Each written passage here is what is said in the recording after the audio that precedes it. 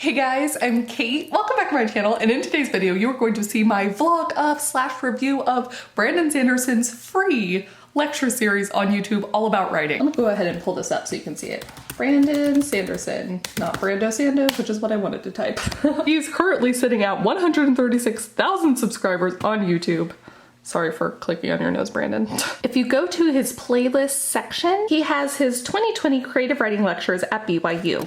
Beautiful playlist. So you can see there are 13 videos in total, and having only watched like 3 or 4 of these so far, I just want to tell y'all that this is probably going to be a gush fest, as I've taken more notes on this course than anything since I've graduated college. This is also a highly requested video because, you know, I have my I Tried Writing Like series. I took James Patterson's MasterClass and did a review on that, and more people kept telling me that like I needed to watch Brandon Sanderson's lecture series. I've started reading his books. I'm still on the 3rd book in the Mistborn series, and I bring that up because of 2 things. One is that he does go in depth, not just of his own books, but like shows you what he means through like common examples of movies and stuff like that. But he does use Mistborn as an example. I recommend everyone read that book. It's a fantastic book. It's phenomenal. But there will be spoilers as he like very thoroughly breaks it down. And also to say that I've become a little bit of like a Brando Sando fan. So this isn't completely without bias, as I'm, you know, appreciating his art, but I think that kind of makes it better anyways. So the final thing to note, and one of my favorite things that he starts out the series with, is saying that this isn't like prescriptive writing advice. This is not how everyone should write. This is how you should write if you want to be Brandon Sanderson, if you want the career of Brandon Sanderson, as this is also about like publishing and career advice. This is how you outline like Brandon Sanderson. This is how you build characters like Brandon Sanderson. And I have a great amount of respect for him starting the series explaining that. So without further ado, let's go ahead and get into this vlog. Way back when in the 80s.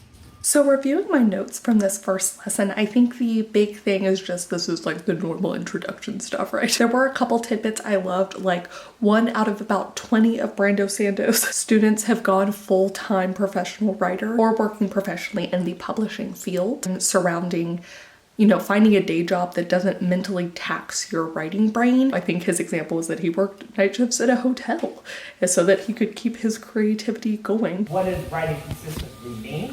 It's going to mean a different thing for almost every person in this class, like I talked about earlier, right? I also like how he made the point that a 5 to 15 minute interruption can actually be like a 45-minute to an hour interruption. That was a huge thing to note because, you know, we talk a lot about, you know, getting into the zone with writing, and when you're pulled out of that zone, it can be hard to immediately replicate where you were at. He also talks about giving feedback, receiving feedback, a bunch of just like standard stuff, I think, but it was a great way to start the class. Then we get into episode 2, where I drew out the same diagram he had on the board. It's really fun because he gives a lot of examples from popular media that we would all know about.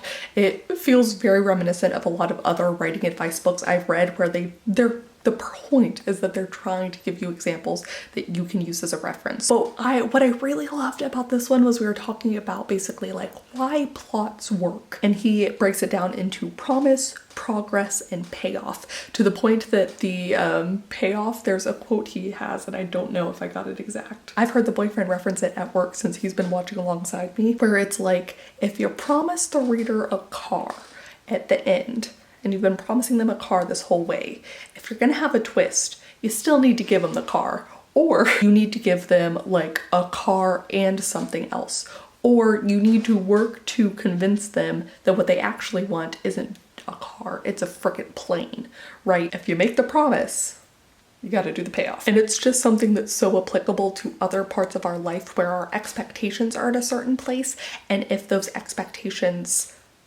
even if the journey's fun, if they don't match up to the expectations in the way we expected, or we don't along the journey sort of change what our expectations are, then if the payoff is anything less than that or different than that, it's just not going to feel quite right. And in stories where, you know, life itself is kind of random and haphazard, but in stories we have the ability to make it this full circle sort of feeling, and that's what you need to replicate. He uses Star Wars as an example here, where at the end of the movie it's kind of a plot expansion. There's a twist in that you're giving the reader exactly what they want, but you're also giving them more than what they want. Expansion. Brando Sando playlists. We want things. We are on lecture 3. I would like to pass that. Alright guys, let's do class! Yay! Yay! Yay! You make sure that the time we spend on 1, 2, 3, and 4 is still very relevant by applying it on the fly to solve new problems, which suddenly becomes very satisfying because you both get a twist, plus you feel like your expertise, the amount of time you as a reader spent experiencing the story, came together at the end. As we're approaching an entirely Q&A driven episode, yes, Hilda. Compared to MasterClass, I really love these kind of lecture series because it does put you into a classroom, right? Like it's an actual classroom setting. Brandon Sanderson is teaching live to people, but we benefit from getting their questions. I think sometimes with experts on a subject, as great as Brandon Sanderson is about sort of like, yes, Hilda, don't eat that.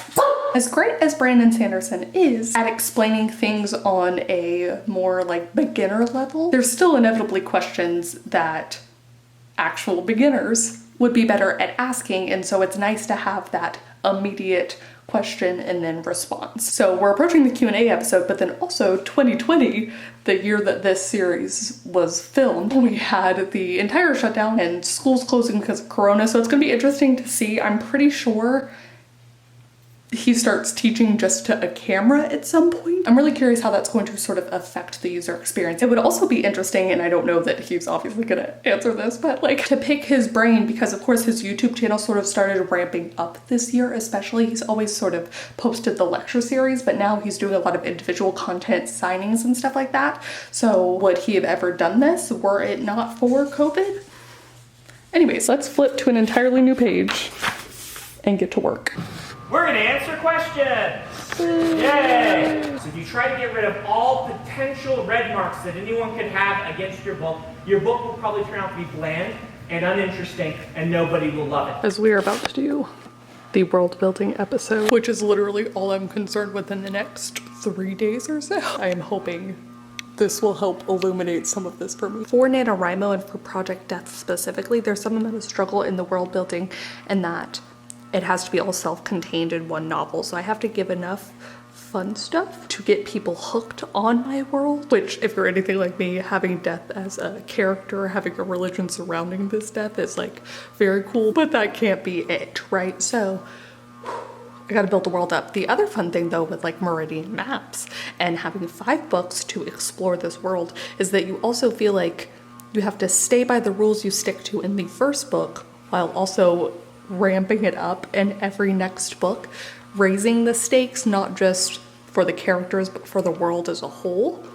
So it's such a big deal that this is actually a 2-parter. Out of my 15-person workshop, did I move world building up a little bit? Okay, during that first world building session, I had 1 and then 2 idea for MM2. Revelations for the Meridian maps, so phenomenal. I haven't actually had a whole lot where I've been watching and then immediately had something that I can change, evolve in my story, like unlocked an aha, but this episode did. So world building, Brando Sando, yes. The Monkey's Paw story is a nice little hybrid story that's a little bit sense of wonder. All right, guys, world building week 2.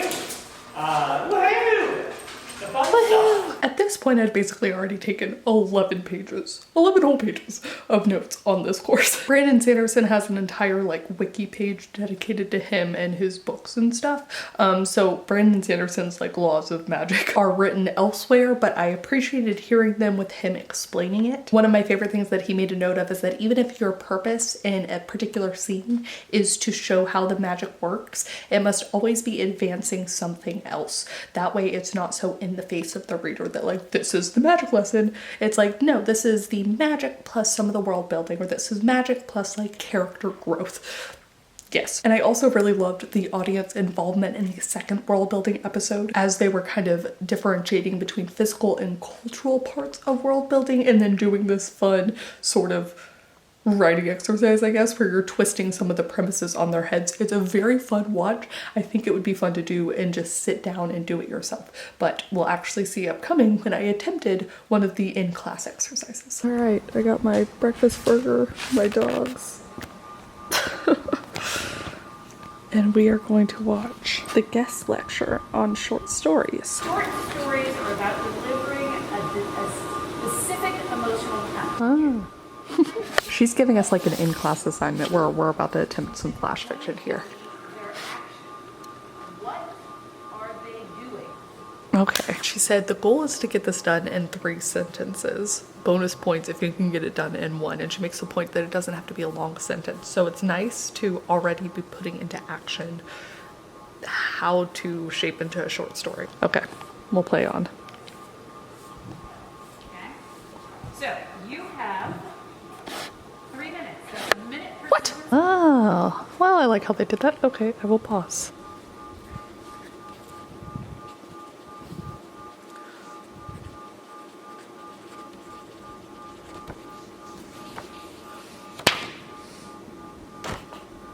Okay, so they set up all these parameters with sci-fi jockey coaster, which I'm realizing now I did not use. So that is my mistake. I had forgotten. Oh no. But, you know, an attempt was made. All right. Time is up. I think I'm going to try this one again in an entirely different video because I liked it, but I'm seeing a lot of reflection here between the save the cat method with the opening image and then the closing image being a reflection of that, and this mice thing being like you need to, how you start it needs to be how you close it out, and like doing it in the correct order. And so there's just some similarities there that I think, you know, a lot of this is the natural storytelling, how I like to be told. So even though they're stated differently. Okay, Zelda, yes. Damn, okay.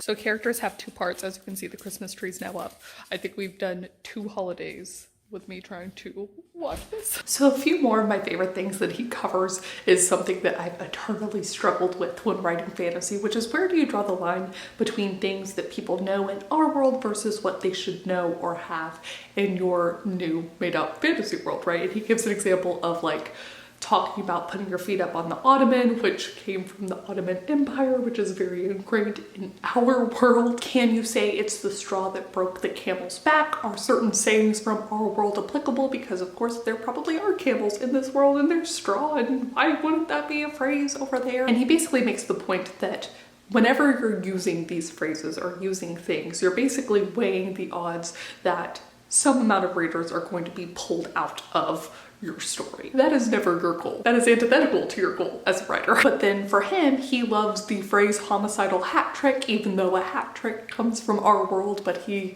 recognizes that it'll kick a few people out of the story. He says he doesn't care. He likes the phrase, he's putting it in his books. I think this is the one.